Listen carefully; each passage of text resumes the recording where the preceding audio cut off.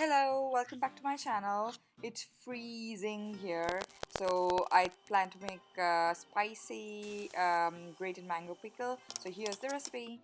Grate the mango with the skin. Heat the oil in a pan, and then when it's hot, put some mustard seeds, and then once it splatters, put some curry leaves in there and let it just fry for about a second, and then a pinch of asafoetida, that's hing, and some mustard seeds. I prefer mustard seeds to methi seeds, that is fenugreek seeds to some fenugreek powder, and it gives a really nice taste. And then I'm just putting the grated mango and then saute it for about a minute. I really like spicy, so I'm putting a lot of red chili powder. You can adjust it, and then a little bit of turmeric, just a little bit, and then some salt according to your taste. And also, like, it gives a very nice flavor if you put a little bit of sugar, but then I didn't put any.